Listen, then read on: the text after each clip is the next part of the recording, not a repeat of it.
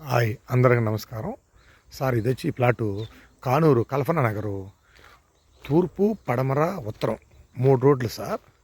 3 రోడ్లు అండి.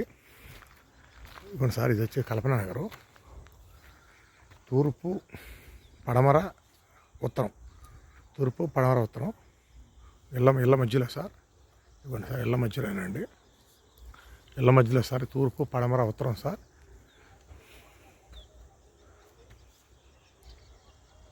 తూర్పు పడమర ఉత్తరం.